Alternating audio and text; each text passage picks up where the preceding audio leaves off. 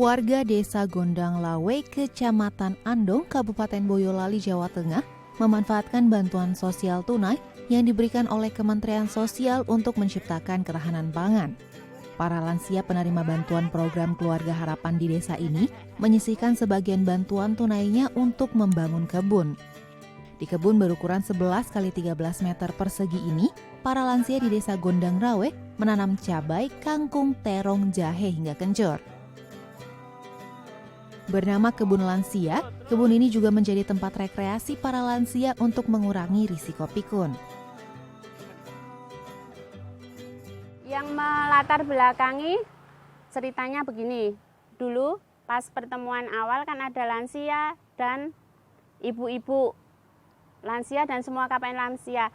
Di situ saya bilang, ibu-ibu, bapak-bapak, monggo bagaimana kalau kita mendirikan kube. Terus lansianya langsung usul aja Pak, karena lansia saya itu pinter-pinter, lincah-lincah gitu. Bilang, Bu, bagaimana kalau kita buat kebun PKH, Bu? Kebun lansia PKH, Bu.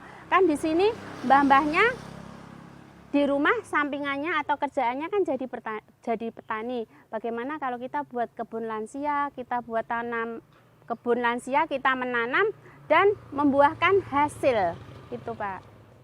Jadi para lansia itu menyisihkan sedikit dari bansos PKH-nya, disisihkan sedikit 10.000 Pak untuk tanaman, untuk kebun lansia ini. Kebun lansia ini dikelola oleh 20 lansia penerima manfaat program PKH Kemensos. Bejo adalah salah satu warga lansia di Desa Gondang Lawe yang merasa senang mengikuti aktivitas bertani di kebun lansia. Selain mengurangi stres, kebun lansia juga menambah penghasilan dan mengurangi pengeluaran. Hasil panen dari kebun ini bisa dikonsumsi sendiri, bahkan dijual untuk warga sekitar. Iya, pokoknya hati senang, itu sama teman-teman, bisa humor, bisa mengurangi itu loh, penyakit apa? Pikun. Manfaatnya yaitu menambah hubungan di antara lansia sama pendamping itu bisa akrab dan menanam di kebun itu menambah hasil. Kini kebun lansia menjadi tempat interaksi sekaligus edukasi para lansia di Desa Gondang Lawe.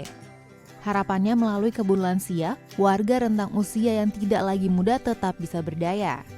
Fikri Aditama, Tim Liputan DAI TV.